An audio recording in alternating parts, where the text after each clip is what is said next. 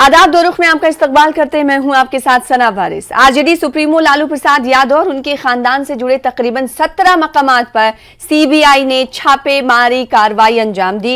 ये कार्रवाई बिहार से लेकर दिल्ली तक की गई, जिसके बाद सियासत तेज हो गई है। सीबीआई की इस कार्रवाई के खिलाफ आरजेडी कारकुनान सड़कों पर एहतजाज करते हुए नजर आए, तो वहीं आरजेडी ने सीबीआई की इस कार्रवाई को पूरी तरह सियासी करार दिया है, जबकि बीजेपी हमलावर है। सुशील कुमार मोदी ने कहा है कि जब लालू वजीर रेलवे थे उस वक्त कई और घोटाले हुए थे जिनका इंकशाफ जल्द ही होगा। वहीं आरजेडी लीडर सुनील सिंह ने कहा है कि सीबीआई मरकजी हुकूमत का तोता है। साथ ही उन्होंने छापेमारी की कार्रवाई को लेकर टाइमिंग पर सवाल उठाए। आरजेडी ने इल्जाम आयद किया है कि बीजेपी खौफ में मुब्तला है कि कहीं आरजेडी सरकार ना बना ले। हालिया सियासी मुलाकातों से बीजेपी परेशान है, आरजेडी का कहना है, और ये कार्रवाई बीजेपी की उसी घबराहट का नतीजा है। लालू प्रसाद यादव पर इल्जाम है कि जब वो वजीर रेल थे तो उन्होंने सस्ती जमीन के बदले बहुत से लोगों को नौकरियां दी। उसी के खिलाफ आज ये कार्रवाई देखी गई है। आज इसी मौजू पर जानेंगे दो खास मेहमानों से उनका रुख। प्रोग्राम दो रुख में दो खास मेहमान हमारे साथ जुड़ रहे हैं, जिनका तारुफ करा दें। दो खास मेहमान इस वक्त टीवी स्क्रीन पर आपको नजर आ रहे हैं। प्रोफेसर रामबली सिंह साहब एमएलसी हैं आरजेडी के, आपका वेलकम करते हैं, इस्तकबाल हमारे खास शो का हिस्सा बनने के लिए। इसके अलावा अशोक सिन्हा साहब तर्जुमान है भारतीय जनता पार्टी के, आपका भी इस्तकबाल करते हैं इस खास पेशकश का हिस्सा बनने के लिए। सबसे पहले प्रोफेसर रामबली सिंह साहब, मैं आपसे सवाल करना चाहूंगी कि आखिर ये कार्रवाई आपको सियासी, आपकी पार्टी को सियासी क्यों लग रही है? अगर इस मामले में आरजेडी लालू प्रसाद यादव दोषी नहीं है या फिर कसूरवार नहीं है, जैसा कि इल्जाम उन पर लगाया जा रहा है, तो फिर तो छापेमारी कार्रवाई पे इतनी जल्दी रिएक्शन भी नहीं आना चाहिए। सच तो जल्द ही सामने आ जाएगा। अभी इस कार्रवाई को आप सियासी क्यों मान रहे हैं? सियासी मैं ही नहीं मान रहा हूँ, सीबीआई का पहले भी ये हिस्ट्री रहा है, एक तोता की तरह इसको लोग यूज करते हैं। लेकिन माननीय प्रधानमंत्री नरेंद्र मोदी जी के राज में ये पराकाष्ठा पर पहुंच गई, और आज जो मामला 2003 और 4 का था, आज लगभग 20 साल होने जा रहे हैं, 19 साल होने जा रहे हैं। 19 वर्षों के बाद सीबीआई आज है उस तरह के काम कर रहे हैं। इस पर आश्चर्य सब लोगों को हुआ है कि अगर इसमें सच्चाई थी तो और पहले होना चाहिए था। आज सीबीआई के अंदर हजारों हजार करोड़ का मामला लंबित है, लेकिन उस पर सीबीआई इस तरह के कार्रवाई नहीं करती।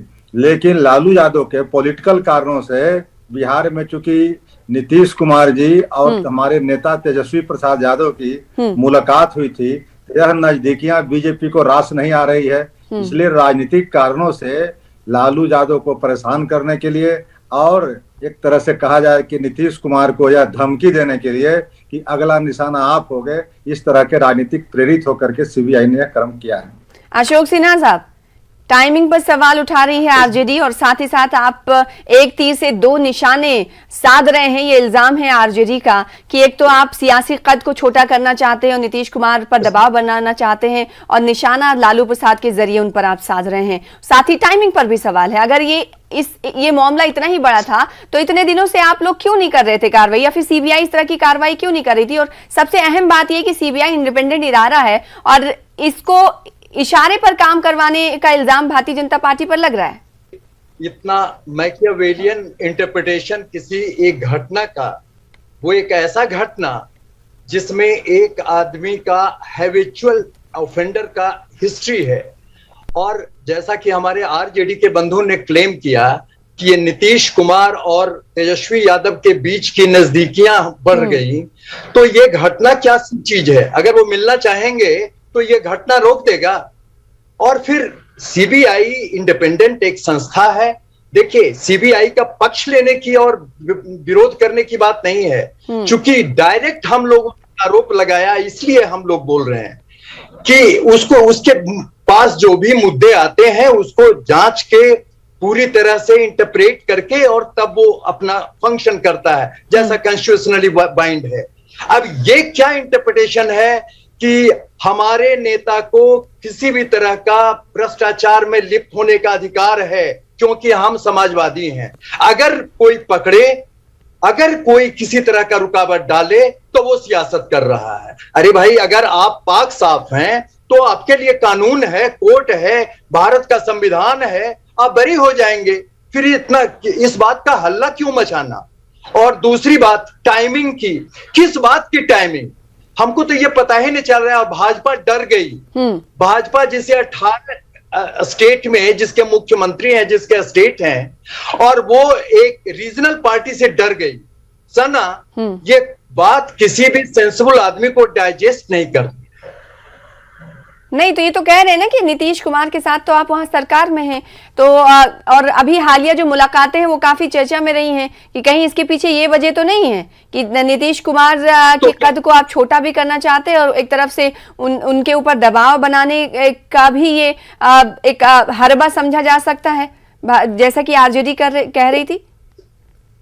नहीं, आरजेडी क्या कह रही है ये तो छोड़िए। आरजेडी वाले लोग कैसे कहेंगे कि ये बिल्कुल सही छापा है? वो उनका तो अपने पार्टी का है, अपने पार्टी के नेता का है, तो नेचुरल है कि नहीं, वो तो क्या आपको लगता नहीं कि 19 साल बहुत लंबा नहीं होता कि 19 साल बाद इस मामले में छापेमारी कार्रवाई? ये जिस मामले में छापा आज पड़ा है, हाँ। जैसा कि आप लोगों से सुन रहे हैं, टीवी में देख रहे हैं, ये जब वो रेलवे मंत्री थे 4 से 9 के बीच का, जो 2004 से 2009 के बीच का, उस समय का आरोप। और वो आरोप क्लियर है। आप यहाँ किसी भी से पूछिए, आप सना आइए पटना और ये पूछिए, तो हर कोई जानता है कि ये मामला भी उठा था कि लोगों को जमीन लिखा के, ये प्रूफ है। ये सीबीआई का नहीं, एक सिंपल आदमी भी जानता है कि एक छोटे छोटे लोगों को नौकरी दी गई और उसके बदले उनका जमीन लिखा लिया गया। यहाँ तो आम लोगों में भी ये बात है, ये देखा जाता है।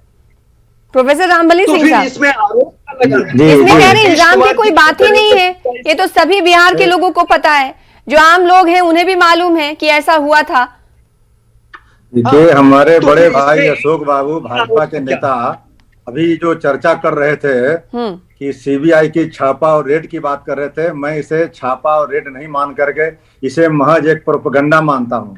प्रोपेगेंडा इसलिए कि जिस तरह से अभी जातीय जनगणना की बात चल रही है देश के अंदर, और खास करके बिहार में नीतीश कुमार जी ने एक नहीं दो बार बिहार विधान मंडल से सर्वसम्मत से यह प्रस्ताव पारित होकर के गया था सेंटर के पास। सेंटर जो है आरएसएस के दबाव में Bharatiya Janata party caste census कराने के लिए तैयार नहीं है, ये सभी लोग जानते हैं। तो अब आरएसएस के दबाव में कास्ट सेंसस पर नीतीश कुमार जी सर्वदलीय बैठक बुलाने की बात अभी कर रहे थे, और इसी क्रम में हमारे नेता आदरणीय तेजस्वी प्रसाद यादव और नीतीश कुमार की मुलाकात बहुत अहम सवाल रहता था। यानी कास्ट सेंसस होने के बाद भारतीय जनता पार्टी की पोल खुल जाएगी कि कौन कौन सा जात आज हाशिए पर है और कौन कौन सा जात आज जो है वह संपत्ति और संपदा पर आज कब्जा जमाए बैठे हुए। तो असल चिंता इस बात की है, इसीलिए इन्होंने इस समय को चुना है कि इस समय किसी तरह नीतीश कुमार को यह चेतावनी दे,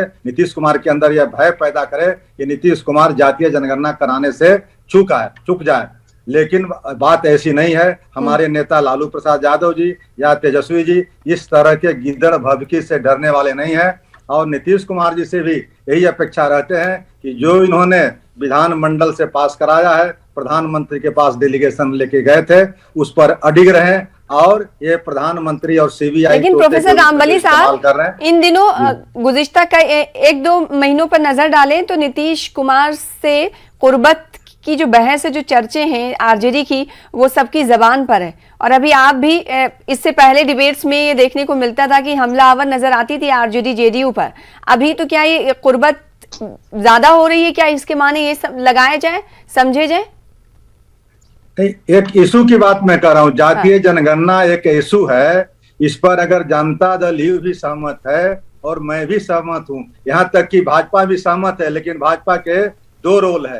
एक रोल है कि यहाँ सदन में सहमत हो जाती है और बाहर में जब ये लोकसभा में बात आती है तो कहता है कि मैं नहीं करूंगा। अब कैबिनेट की बात आती है तो उसमें नानुकुर करते हैं। यह रोल तो भाजपा का है ना। और भाजपा के पीछे कौन बैठा हुआ है? आरएसएस। और आरएसएस ने बाकायदा इसको घोषणा कर रखा है कि जातीय जनगणना हम भारत के अंदर नहीं होने देंगे। तो जातीय जनगणना अहम बात है अशोक सिन्हा साहब। आपको एक जो चीज जो मैं सीबीआई बता की दूं सना, छापेमारी कार्रवाई जो चल रही है, इसके पीछे अहम और असल मुद्दे से भटकाने और उसको उससे आंखों से ओझल करने की ये कोशिश समझ रही है आरजेडी। कौन ओझल कर रहा है? ये अब कर्नाटक है या बहुत सी स्टेट हैं फ्री हैं। वो देखिए, आप हमारी एक स्टेट- दिलचस्प बात ये है अशोक सिन्हा साहब कि अभी कुछ देर पहले प्रोफेसर रामबली साहब ने कहा कि आप ये दिखाना चाहते हैं ताकत के जरिए सीबीआई का इस्तेमाल करके कि अभी ये जो नंबर आया है लालू प्रसाद यादव का आया है, अगला नंबर नीतीश कुमार का होगा। तो क्या अपने साथी और जिसके साथ आप सरकार बनाकर बिहार में अभी राज कर रहे हैं, क्या उनके खिलाफ भी कार्रवाई या फिर इस तरह से दबाव डालने की कोशिश भारतीय जनता पार्टी की तरफ से इसे समझा जाए? सना, भारतीय जनता पार्टी का परसेप्शन, गवर्नेंस का स्टाइल और प्रिंसिपल कंप्लीटली डायमेट्रिकली अपोजिट है आरजेडी के। तो आरजेडी का क्या पॉइंट ऑफ व्यू है, उस पॉइंट ऑफ व्यू को तो हम लोग पूरी तरह से सिरे से नकारते हैं। जेडीयू के साथ तो है, कई सारे पॉइंट ऑफ व्यू तो आपके जेडीयू से भी नहीं मिलते हैं ना। कहां पर ऐसी कोई बात नहीं है। देखिए, जेडीयू और ऐसी क्यों बात नहीं है? एक हालिया एग्जाम्पल सामने आपके पेश करना चाहूंगी। लाउड स्पीकर पर भारतीय जनता पार्टी के तमाम लीडरान की मांग थी कि बिहार में तमाम लाउड स्पीकर पर अजान ना दिया जाए, लेकिन जेडीयू ने इस पर कुछ नहीं कहा कि ये तो सबको इजाजत है ना, आजादी है। सना, आप कहां बात कर रहे हैं? अगर किसी एक लीडर ने अपने पर्सनल कैपेसिटी में दिया, क्या बीजेपी का कोई प्रवक्ता आके ये बात बीजेपी की नहीं, आपने कहा ना कि कोई एक एग्जाम्पल बता दीजिए, तो वो एग्जाम्पल नीतीश कुमार के जरिए मैं आपको बता रही थी कि इस पॉइंट पर आप दोनों अलग अलग थे। हाँ, उसी पर नहीं, हम लोग दो पार्टियां हैं और दोनों बहुत चीज पे डाइवर्ज करते हैं, लेकिन हमारा जेडीयू से जो हमारा गठबंधन है वो है गवर्नेंस के मुद्दे पे। गवर्नेंस के मुद्दे पे हम जेडीयू से अलग नहीं हैं। फिर बाकी हम अपने जितने प्रिंसिपल हैं, चाहे मेरे इंसेप्शन से लेके अभी तक का, हम लोग उस सब सारे प्रिंसिपल पे स्टिक करते हैं और ये जेडीयू वाले भी जानते हैं। जेडीयू का जो पॉइंट ऑफ व्यू है वो बीजेपी भी जानती है। लेकिन एक चीज ऐसा है, गुड गवर्नेंस पे दोनों पार्टियों का एक अलायंस है। और आप पूछ लीजिए जनता दल यू के किसी व्यक्ति से कि गुड गवर्नेंस पे वो बीजेपी के स्टैंड से डिफर करते हैं? नहीं करते हैं। हम लोगों का मुद्दा भी यही था कि गुड गवर्नेंस के लिए हम लोग अलायंस कर रहे हैं। बाकी तो दो पार्टियां हैं, अगर दो पार्टियां नहीं रहती तो मर्ज कर जाती आपस में, लेकिन दोनों पार्टी अपनी अपनी अहमियत को बरकरार रखे हुए हैं। तो ये खुद समझिए कि एक वर्किंग रिलेशन हमारा जो है, हाँ। वो है अलायंस गुड गवर्नेंस का, और उस पे न बीजेपी कंप्रोमाइज करती है न जेडीयू कंप्रोमाइज करती है, और दोनों एनानिमस है, दोनों कॉन्सेंसस है दोनों का। इसलिए हमारा कभी जेडीयू से विवाद हो ही नहीं सकता। ठीक है, तो अभी जो प्रोफेसर रामबली साहब और आरजेडी सीधे तौर पर इल्जाम लगा रही है कि तोते की तरह आप सीबीआई का इस्तेमाल कर रहे हैं। इससे पहले भी सरकारों पर ये इल्जाम लगते रहे हैं, लेकिन इस वक्त ये कहा जा रहा है कि भारतीय जनता पार्टी और मरकजी हुकूमत इसका इस्तेमाल बहुत हद तक कर रही है और बहुत ज्यादा कर रही है। सना, भारतवर्ष में कोर्ट इंडिपेंडेंट है, कानून इंडिपेंडेंट है। अगर कानून इंडिपेंडेंट नहीं रहता तो आदरणीय लालू जी बिल से बाहर नहीं आते, वो भी कानून ही के तहत आए हैं। तो क्यों नहीं ये सीबीआई के ऊपर खुद केस कर देते हैं या सीबीआई खुद अदालत में चले जाते हैं कि हमें प्रोफेसर रामबली साहब है हमारे खिलाफ। भारतीय जनता पार्टी का आपसे ये सवाल है, तो अगर ये कार्रवाई सीबीआई कर रही है तो आप सीबीआई के खिलाफ कोर्ट चले जाएं, और यही कानून के जरिए जब लालू प्रसाद यादव बाहर आते हैं जेल से, तब आपको नहीं लगता कि इंडिपेंडेंट इदारा अपने तरीके से फैसले ले रहा है? ये भारतीय जनता पार्टी का आपसे सवाल है। देखिए, सीबीआई का आज नहीं पहले भी रहा, लेकिन इस हद तक इसका दुरुपयोग होगा, इस तरह से इसका इस्तेमाल होगा, ये थोड़ा भारतीय जनता पार्टी के रिजिम में हाइट हो गया। इसको कहते हैं पराकाष्ठा। तो सीबीआई अब अपने हिसाब से, अपने मन से एक बिस्कुट और चाय तक भी नहीं स्वतंत्र है। आप जान लीजिए कि एक तरफ सीबीआई के यहाँ 1 से 1 मुकदमे लंबित है, उसमें हजारों हजार करोड़ के हैं, लेकिन 19 साल और 20 साल के बाद उसको समझ में आती है कि यार सीबीआई रेड करें। तो सीबीआई रेड नहीं कर रही है। लालू जी को बदनाम करने के लिए राजनीतिक कारणों से और नीतीश कुमार को धमकाने के लिए अपने मूल एजेंडे पर आना चाहती है। तो लालू यादव से इतना खौफ क्यों खा रहे हैं? लालू यादव यहाँ के लोकप्रिय नेता हैं बिहार के अंदर, और हाँ। बिहार ऐसी भूमि है राजनीति की कि यहाँ से राजनीति की दिशा और दशा तय होती है पूरे भारत की। आप जितना भी देख लें, चाहे आजादी की लड़ाई हो या 77-74 में जेपी मूवमेंट रहा हो या उसके पहले भी, ये इतिहास गवाह है कि ये बिहार जो है राजनीति की और जनतंत्र की जननी रही है। इसलिए यहाँ से बिहार पर और बिहार में सबसे लोकप्रिय नेता लालू प्रसाद यादव हैं। लालू प्रसाद यादव बीमार रहना मंजूर कर रहे हैं, जेल में रहना मंजूर कर रहे हैं, लेकिन भारतीय जनता पार्टी के सामने घुटने टेकना उनको मंजूर नहीं है। इसलिए बीजेपी और भारतीय जनता पार्टी की सरकार या तो जेल में कोई क्यों इतने अरसे रहता है? कसूरवार रहता है तभी ना रहता है। नहीं, कसूरवार तो आप जिसको खोज लीजिए। आज है बीजेपी के अंदर कितने घोटाला हो रहे हैं, यह सबको समझ में नहीं आ रही है, लेकिन उस पर कार्रवाई क्यों नहीं होती है? कार्रवाई क्यों लालू यादव पर क्यों होती है? इसलिए कि लालू यादव सबसे कदावर नेता है, बिहार के सबसे बड़े लोकप्रिय नेता है, इसलिए लालू यादव को शिकंजों में बंद किया जाता है। इसलिए मामला एक घोटाला का नहीं है। मामला घोटाला पहली बार बिहार में हुई है ये नहीं है, और देश में हो रही है। हाँ। रोज घोटाले हो रहे हैं। इनके एक से एक बड़े बड़े घोटालेबाज इंडिया छोड़ करके भाग गए, और उसमें सरकार ने बजाबता उनको सहयोग किया। उस समय इनको याद सीबीआई नहीं आ रही थी, उस समय संवैधानिक संस्थाएं नहीं थी, और आज लालू प्रसाद यादव को 19 सालों के बाद यह याद आ रही है कि इनके यहाँ छापा करो, इनके यहाँ रेड करवाओ, इनको दहशत पैदा करो, इनको जातीय जनगणना कराने से रोकने का कुचक्र रचो। इसलिए सारे मामला जैसे राजनीतिक कारणों से है, या सभी बिहार के नहीं देश की जनता समझ रही है। कार्रवाई बीजेपी की घबराहट का नतीजा है, और साथ ही साथ लालू प्रसाद यादव का जो कद है उसके बारे में भारतीय जनता पार्टी को पता है कि आगे आने वाले दिनों में हो सकता है कि वो उनके लिए चुनौती की तरह उभरे। तो इसलिए ये कार्रवाई भारतीय जनता पार्टी करवा रही है। और दीगर घोटालों का भी जिक्र किया अशोक सिन्हा साहब, और हम जानते हैं कि मुल्क में कितने बड़े बड़े घोटाले हुए हैं। जाहिर है उस पर तो सवाल खड़े होंगे ना कि उस पर आपकी सरकार क्या कर रही है। सना, दूसरे घोटाले नहीं दिखते आपको, 19 साल और 20 साल वाली चीजें दिखाई दे रही हैं, आरजेडी का ये कहना है। और ना कह रहे उसमें कुछ था भी नहीं घोटाला, सिर्फ और सिर्फ निशाना बनाया जा रहा है। मैं बता रहा हूं, पहली बात तो कि निशाना लगाने का पब्लिक परसेप्शन ये जो लोग दे रहे हैं कि जातीय जनगणना कैसे हो रही है, तो बीजेपी कहां रोक रही है? हर स्टेट अपना इंडिपेंडेंट है कराने के लिए। मुख्यमंत्री कह रहे हैं कि मुख्यमंत्री इनके कब्जा में है, तो मुख्यमंत्री से क्यों नहीं जातीय जनगणना करवा लेते हैं? बीजेपी को कोई परहेज नहीं है। हमने असेंबली में भी वोट दिया है, हम रोक नहीं रहे हैं। कौन कह रहा है बीजेपी खिलाफ में है? बीजेपी खिलाफ में नहीं है।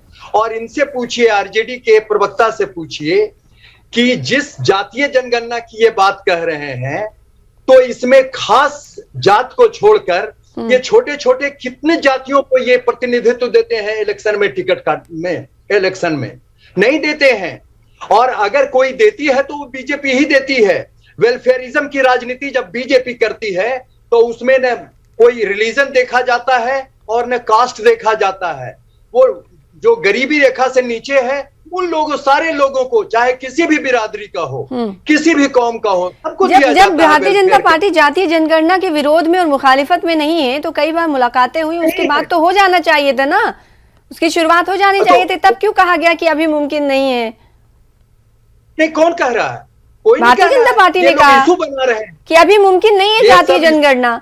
तो आप साल बता देते ना कि किस साल में आप कराएंगे। सना, हम कह रहे हैं कि ऑल पार्टी मीटिंग हुई थी ना वजीर आजम नरेंद्र मोदी के साथ, अशोक सिन्हा साहब, शायद इसके बारे में आपको मालूम होगा।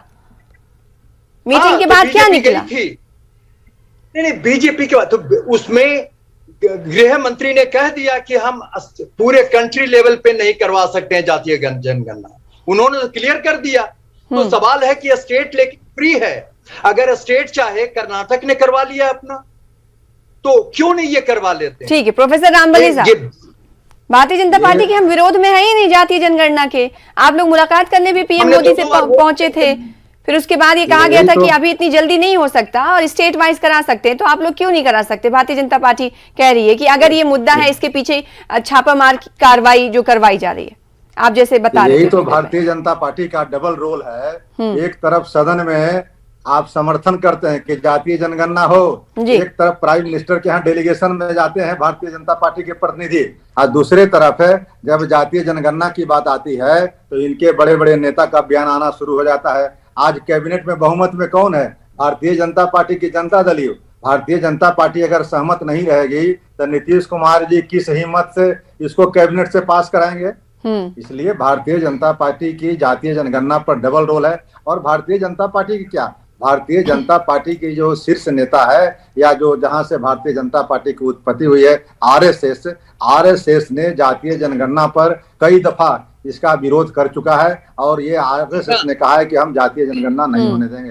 तो जब भी बीजेपी की बात होती है तो उसके पीछे आरएसएस की बात जरूर होती है। तो ये आरएसएस की तरफ से ही तमाम लेटर जारी किए जाते हैं क्या अशोक सिन्हा साहब? बताइए क्या ये पब्लिक परसेप्शन में है, पब्लिक डोमेन में है ऐसा कुछ? तो ये इशू बनाते हैं, केवल इशू बनाते हैं। और तो आपका डबल स्टैंडर्ड भी तो दिखा रहे हैं ना? हम दिखा रहे हैं डबल स्टैंडर्ड। हर चीज का वक्त होता है। मुख्यमंत्री जी ने कह दिया है कि कोरोना के बाद हम लोग इस पर विचार करेंगे। खुद मुख्यमंत्री जी ने कहा, बीजेपी ने तो कभी कोई ऑब्जेक्शन नहीं किया। और ये बीजेपी क्यों नहीं आगे बढ़ के इसको करा लेती है?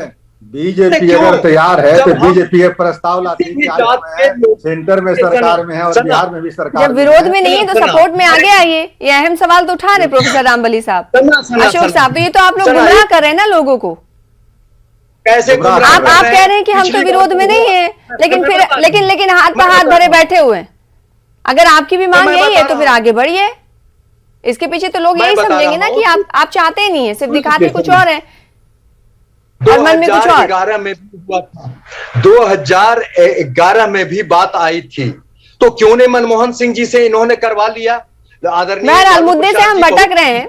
बहरहाल अशोक सिन्हा साहब, अगर इंडिपेंडेंट एजेंसियां इस तरह की कार्रवाई करती हैं और अभी भारतीय जनता पार्टी मरकज में है, बार बार हमने देखा है मुल्क की मुख्तलिफ रियासतों में, अगर महाराष्ट्र में भी इस तरह की कार्रवाइयां होती हैं तो महाराष्ट्र सरकार भी इल्जाम लगाती है कि आप दुरुपयोग कर रहे हैं, ताकत का इस्तेमाल कर रहे हैं, इंडिपेंडेंट एजेंसियां आप अपने इशारों पर चलाते हैं, तो सवाल तो खड़े होंगे ना। पश्चिम बंगाल को भी शामिल कर लीजिए। जितनी पार्टियां समाजवादी बैकग्राउंड अपने को कहती हैं, किसी को समाजवाद से कोई मतलब नहीं है। ये सारे के सारे लोग या तो भ्रष्टाचार में या परिवारवाद में लिप्त हैं, इसलिए इशू बनाते हैं कि हमको छोड़ दे। अब वो जमाना चला गया। नरेंद्र मोदी न बेईमानी करेंगे और न किसी को बेईमानी करने देंगे। इसलिए उनके जितने बड़े बड़े हैं, ये परिवारवाद पर निशाना आप पर साध रहे हैं, क्या जवाब है आपका? ये तो इनका जुमला है ना, खूब करने दे रहे हैं। नरेंद्र मोदी के राज में कितने घोटालेबाज इंडिया छोड़ करके बाहर भाग गए। नरेंद्र मोदी जी और उनकी जो एजेंसी थी क्या कर रही? लेकिन अभी अशोक सिन्हा साहब, आप कह रहे थे ये तो इंडिपेंडेंट इदारा है, फिर अभी आप मरकजी सरकार और पीएम मोदी को लेकर ये कहने लगे। इस बात को भी तो आपको देखना होगा ना कि नरेंद्र मोदी ना करेंगे ना करने देंगे। ये तो सीबीआई छापेमार कार्रवाई अंजाम दे रही है ना, छापेमारी कार्रवाई अंजाम दे रही। सना समझने की जिसका इल्जाम आप पर लग रहा है, आपकी पार्टी पर लग रहा है। अरे इल्जाम तो लगेगा ही। ठीक है अशोक सिन्हा साहब, क्या ये बताइए कि ये जो छापेमारी कार्रवाई थी सिर्फ आज तक ही सीमित रहेगी या आने वाले दिनों में और भी देखी जा सकती है? जैसा कि आप तो कह रहे हैं कि ना भ्रष्टाचार में, बदनवानी में लिप्त है ये पार्टियां। हाँ, तो जो भी भ्रष्टाचार में लिप्त हैं वो लोग कैसे बचेंगी? क्योंकि पहले प्रोफेसर रामबली साहब, होता था सीबीआई की इस कार्रवाई के खिलाफ क्या कोई कदम आप लोग आगे उठाएंगे?